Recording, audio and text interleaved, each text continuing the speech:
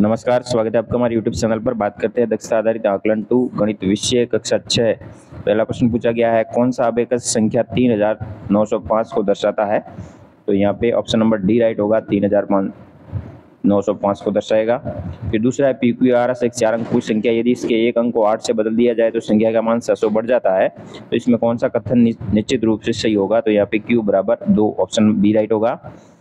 तीसरे में 8 दाई plus m हजार प्लस 1 इकाई प्लस सैकड़ा बराबर ये होता है, तो m और n का मान क्या होगा। तो m का मान 100 होगा, n का मान 8 होगा, ऑप्शन नंबर डी राइट होगा। चौथे प्रश्न में कितना भाग छायांकित है, तो 1/4 भाग छायांकित है, ऑप्शन नंबर सी राइट होगा। या छायांकित भाग पूछा है तो यहाँ पे 3/4 होगा, ऑप्शन नंबर डी राइट होगा। 3/4 भाग है वो छायांकित है। फिर पांचवा प्रश्न है, इनमें से कौन सी भिन्न 2 से बड़ी परंतु 3 से छोटी है। तो यहाँ पे 5/2 होगी, ऑप्शन नंबर डी राइट होगा। फिर छठा, एक दर्जन आमों में से 1/4 आम खाने के बाद शेष आमों की संख्या कितनी होगी। तो वो होगी 9, ऑप्शन नंबर सी राइट होगा। सातवां प्रश्न है, निम्न में से कौन सी संख्या 50,000 से 55,000 के मध्य है। तो वो होगी 51,234।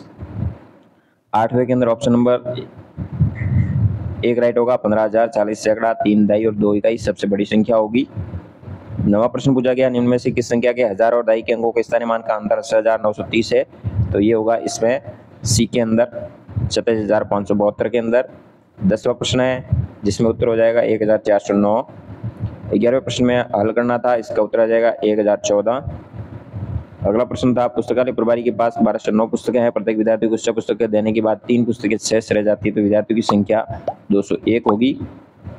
ABCD संख्या के हिसाब से गुणा, भाग, जोड़ना और घटाने के अनुसार ये संख्या है, इसमें चिन्ह लगा करके हल करने पर 156 आएगा। 14 के अंदर एक टैंकर में 5,000 लीटर पानी है, इनमें से 750 लीटर क्षमता वाली 2 टंकियां और 2,000 लीटर क्षमता वाली 1 टंकी भरने के बाद 500 लीटर क्षमता वाली 3 टंकियां आप भर सकते हैं, ऑप्शन नंबर यहाँ 4 राइट होगा।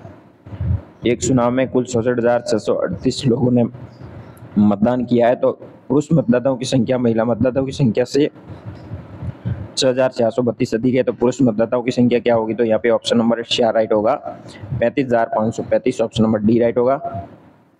16वें प्रश्न में मैं एक अभाज्य संख्या हूँ जिसमें से 1 घटाने पर मैं 9 से विभाजित हो जाऊंगी, तो वो 19 होगी। 17वें प्रश्न में 4 अंकों की सबसे बड़ी अभाज्य गुणनखंड क्या हो गए उनके, तो हो जाएगा 3 गुणा 3 गुणा 11 गुणा 101, यानी 9,999 के अभाज्य गुणनखंड किए गए हैं।